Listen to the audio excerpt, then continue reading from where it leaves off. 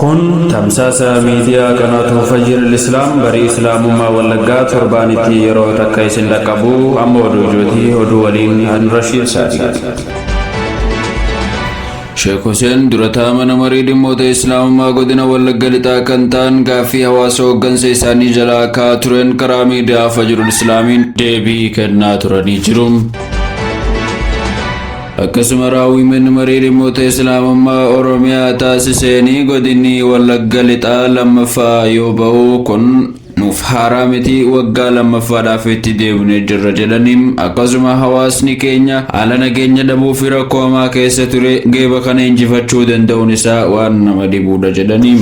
Kun oduuwwan ijooti amma gara bal'ina oduutti. Hawaasni keenya kan magaalaaf baadiyyaa kan keessaa fi alaa kan addunyaa tana gubbaatti argamtan miidiyaan Fajrul Islaam ifaa barii islaamaa kan ta'e rakkoo hawaasaa furuuf kan onnate ta'uu cinaatti argama.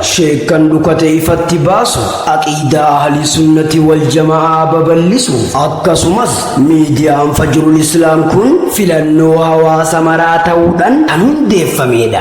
Akkasumas akka wanti tiktaakaa kan Fajrul Islaam kan nu gubbatti maqaan isaaf meeshiin godhamee jiru kana cuqaafatuudhaan profaayila isaa deemadhaa foloo godhadhaa maatii keenya ta'a. Maal kana qofa karaa toora lakkoofsa bilbilaa Tuwa sagal shantama 49 soddomii takka irratti yaada qabdan kabajaaf jaalalaan nu biraan ga'a. Fajrul Islaam.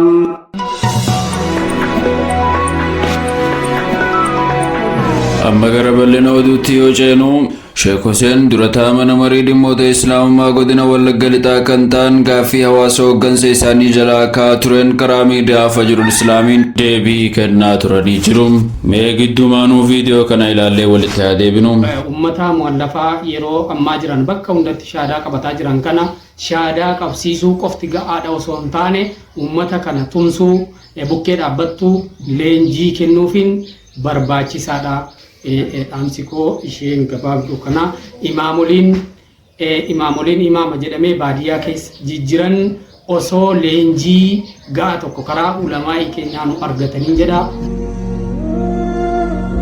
Hawaasa keenya bakka garaagaraa jiran biyyattii keessa akka Itoophiyaa waliigalaatti dhaamsa kanan dhaamuu barbaada jechuudha. Maashaallah baarakallah baay'ee namatti tola wallaahi. Sheekh gaaffii lammaffaatu jira sagantaa kana malee gaaffii tokko akka hawaasaatti miidiyaan kun akkuma jedhamee ture sagalee hawaasa musliimaa ta'uudha akkuma jedhamee ture yaada tokko namoota baay'eetu islaamoo jira keessumaa godina wallagga lixaa keessattis deebaattis isa kana irratti odoo sagantaa aalimmaniin qindeessitanii sagantaa tokko hawaasni gabareen yookaan imaamotiin ganda keessa jiran saganticha irratti argamanii leenjii gahaa ulamoota irraa fudhatanii akka isaan gara manaa deebi'an akkasuma gargaarsi warra amma gara islaamummaadhaaf dhufan otoo taasifamee kan jedhutu hawaasa irraa ka'aa ture. Mee gaaffii kana akkam jettu inshaallah? Inshaallah namooti akkuma beekamu namoota gara islaamummaatti dhufee hawaasi keenya guutuunis wanti nuti jalqaba irratti dhaamnu akka waliigalaatti imaamotiin masjidataa fi du'aatonnii fi darasoonni masjida keessa jedha yoo xiqqaate masjida tokko keessa imaama ta'ee darasaa ta'ee 2-3-4 hin dhabamu waan ta'eef wasiyyaan keenya yookiin dhaamsi keenya inni jalqabaa akka xiyyeeffannaa isaanii guddaa warreen imaamas ta'ee jiru daa'is ta'ee jiru masjida keessa jiru irratti hawaasa masjida sana keessaatti hubannoo gahaa fi diinii isaa barsiisuu irratti xiyyeeffannaa guddaa fi yeroo isaanii akka aarsaa godhaniin wasiyyaa dhaama. Sababii isaa maal jennaan barumsaan malee jijjiiramee dhufuu danda'u jechuudha. Inni lammaffaan namoota asallamanii fi akkuma isin jettan ni barbaachisa.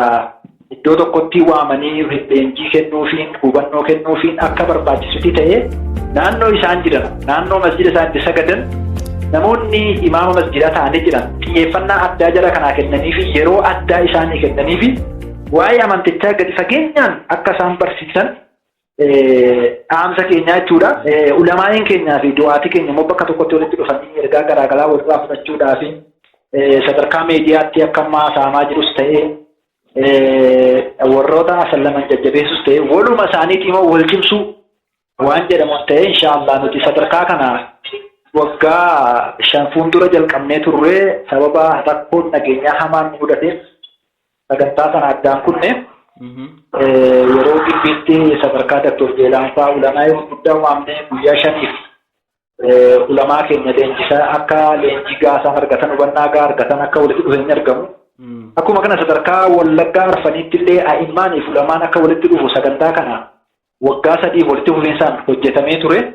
Haala rakkoo garaagaraatiin waan addaan citeef amma immoo tasgabbii waan argame itti fufa jennee waa yaannuuf inshaallah yoo rabbi jedhe ulamaa keenya gurguddaa warra fatwaarra jiranis ulamaa keenya warra halqaa qaraa'isanis du'aatota keenyaa fi imaamota keenya bara kana karoora guddaa gaafannee jirra waan ta'eef karoora keenya kana yoo rabbi galmaan nu gahe hunda isaanii iddoo tokkotti walitti fiduudhaan wasiyyaas nasihaas walii gochuudhaan karoora fuulduraaf kallattii fuuldura immoo akka ka'anii hojiirra oolchaniif manni maree dhimmoota islaamummaa godina Wallagga Lixaas ulamaa'is keessa jiru qabachuudhaan akkuma kana godinaalee keenya mana maree dhimmoota islaamummaa sadarkaan jiranii wal qabachuudhaan hojii bu'a qabeessa ni hojjenna jennee yaannas karoorsinas hawwii guddaas abdii guddaas rabbiirraa qabnaa.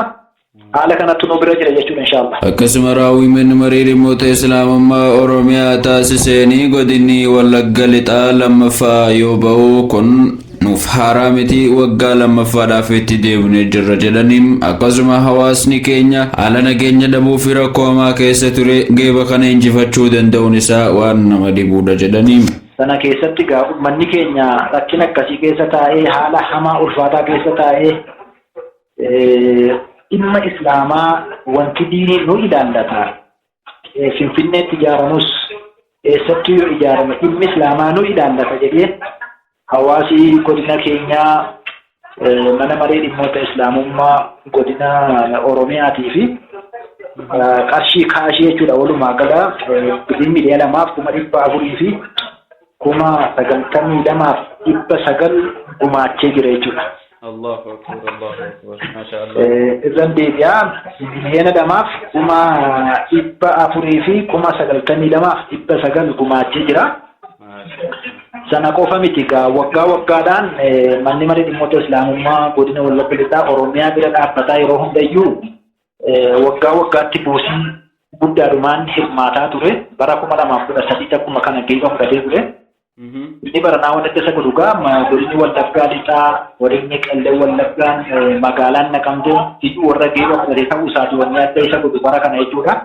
Ayyee mashallah. Dorgommiin kanaaf egaa birriin kun yeroo ummati keenya haala akkasii keessa taa'etti kan kenname manni maree dhimmoota islaamummaa Oromiyaa karaa lamaan waan ilaalee qabaa. Tokkoffaa rakkina kana keessa taa'ee lola hamaa keessa taa'ee birrii kana buusuu isaati.